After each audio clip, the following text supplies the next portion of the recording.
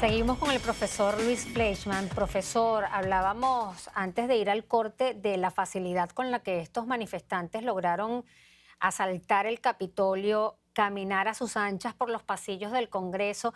Incluso veíamos a uno de los congresistas heridos, una mujer, bueno, que lamentablemente falleció. Otras tres personas también perdieron la vida, pero en las manifestaciones afuera, ¿hubo complicidad?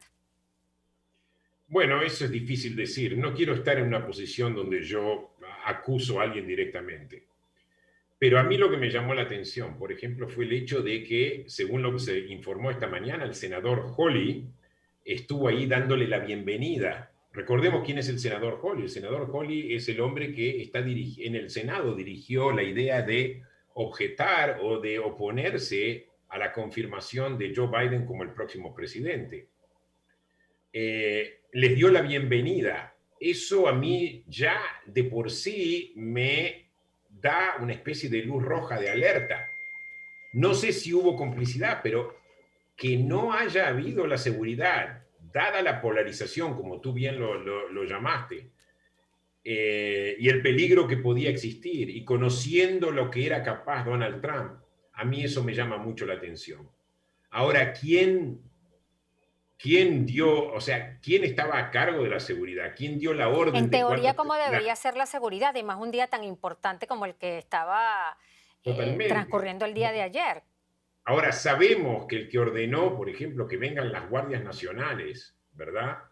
Fue Mike Pence. Mike Pence fue el hombre que estaba a cargo, porque recordemos, la Guardia Nacional solamente el presidente la puede llamar, y el que la llamó fue Mike Pence. O sea, Trump no, o sea, Trump dejó varias horas hasta que habló y los mandó a la gente que vuelvan a su casa, y fue Pence el que llamó a la Guardia Nacional, y alguien llamó también a la policía de Virginia, en realidad para entrar en una jurisdicción que ni siquiera le pertenece.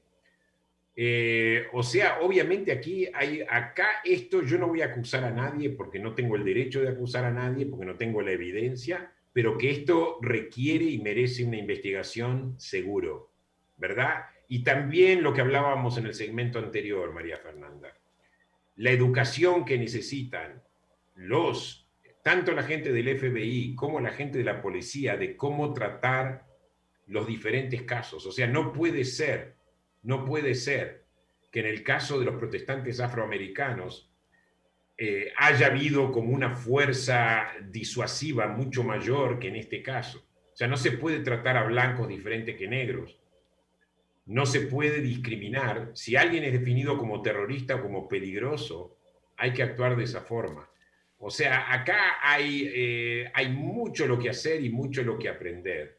Sí, de hecho, Por otro profesor. lado, por otro lado, que un senador como Hawley le haya dado la bienvenida a un grupo de hooligans, como se dice, a un grupo de patoteros violentos, eso a mí, digamos, es una alerta roja para mí. Profesor, hablaba del trato diferente. Veíamos incluso a estos manifestantes mantenerse en las calles pese a que había toque de queda desde las 6 de la tarde, era a manera de comentario, ellos seguían allí, nunca los dispersaron, ellos seguían allí, muy contrario a lo que veíamos en las manifestaciones de mediados de 2020, precisamente en contra de la violencia policial que se dio en varios estados del país. Quería preguntarle, profesor, sobre esta polarización, esta división del país. ¿Cómo la ve?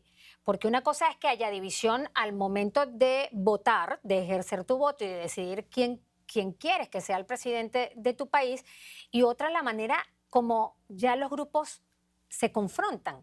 Porque ayer lo vimos en su manera más violenta, pero también incluso entre familiares hay confrontación por esta polarización política. Totalmente.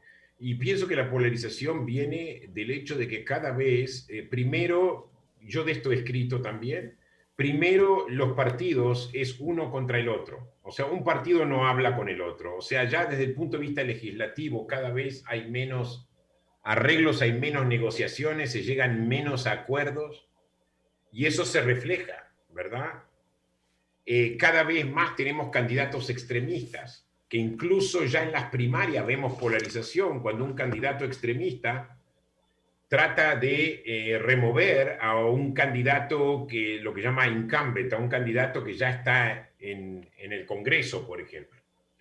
Vemos extremismos también en ambos partidos, ojo, pero el Partido Republicano ha tomado como una característica muy especial, diría yo, y eso sin desmerecer, por ejemplo, el hecho de que también, por ejemplo, los elementos progresistas en el Partido Demócrata están tomando un carácter muy radical, incluso estamos escuchando de que Ocasio-Cortez, por ejemplo, quiere desafiar a Chuck Schumer en el Senado, cuando Chuck Schumer es en realidad ahora el líder de la mayoría en el Senado. O sea, estamos viendo esta polarización, a la vez vemos polarización en los medios de comunicación, o sea, tenemos CNN contra Fox News. Todo esto afecta a la población. Y esto es nuevo. Todo esto Eh, afecta a la población, o sea, todos acá tienen que hacer mea culpa, todos acá tienen que hacer catarsis, todos acá tienen que reflexionar, y particularmente al nivel de los elites, los políticos, ¿verdad? Hemos visto, por ejemplo, una actitud más moderada por parte de Pence y por parte también de McConnell últimamente. Pero esto tiene que ir a todo el arco de los políticos, y yo diría que hasta los medios de comunicación, por más que estén protegidos por la libertad de expresión, deberían también autolimitarse y ser más responsables con lo que escriben o con lo que dicen. En este sentido, ¿cuál es el reto que tiene el presidente electo Joe Biden en cuanto a reunificar a la sociedad de los Estados Unidos? Mira, María Alejandra, yo sé que Joe Biden ha sido muy criticado, y particularmente porque lo ven como una persona mayor, aburrida, ¿verdad? Pero Biden es una persona que ha estado en el Senado por muchísimos tiempos, por muchas décadas, tiene relación con los senadores. Él y McConnell, por ejemplo, se conocen hace mucho tiempo. Es una persona también que pertenece a una época donde sí había entendimiento entre representantes de diferentes partidos. ¿Mm? Entonces, él es la persona indicada, es como si la historia lo hubiese enviado justamente para ayudar a reconciliar al país. O sea, más allá de las urgencias que tiene Biden, como por ejemplo el atender el tema del COVID y la enfermedad del coronavirus, que ya se ha ido, del virus corona, que ya se ha ido, o sea que Trump simplemente fue un desastre, por no decir otra cosa. La principal función de Biden es reconciliar al país.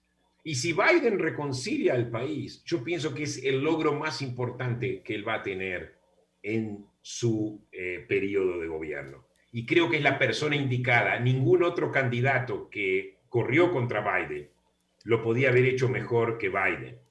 O sea, Biden es el candidato indicado porque tiene mucho del pasado y tiene todas las condiciones para lidiar con los desafíos del presente. Profesor, en solo 30 segundos, ¿considera, como lo ha hecho el presidente electo Joe Biden, que el día de ayer ha sido uno de los más oscuros en la historia de Estados Unidos? Bueno, yo hasta hoy tengo muy presente el 11 de septiembre del 2001, que fue un día horrible, pero pienso que el día de ayer fue un día oscuro, pero no fue el único día oscuro. Fue lo que pasó ayer, fue el resultado natural de una conducta de un presidente inescrupuloso, que tuvo a cómplices inescrupulosos que por razones electorales o por razones de oportunismo se unieron a Trump, incluso llegaron a apoyar sus declaraciones más delirantes, como ser que hubo fraude en las elecciones. En ese sentido, fue una cima lo que pasó ayer. Fue lo que se llama, digamos, el pico del iceberg, el pico del témpano. Pero todos estos 4 años han sido oscuros. Perdón por decir eso. Bien, el pico además con el que se despide el presidente Donald Trump de la Casa Blanca. Muchísimas gracias, profesor, por acompañarnos. Un placer estar aquí. Escuchaban ustedes a Luis Fleischmann, él es sociólogo, también profesor, hablándonos de la necesidad de reconciliarse como sociedad todos los ciudadanos de Estados Unidos, más aún cuando se está notando cada vez más la polarización política y más aún cuando se vio lo que ocurrió el día de ayer en el Congreso. Nosotros venimos con más, precisamente vamos a analizar el perfil de estas personas que entraron al Capitolio el día de ayer. Quédense con nosotros.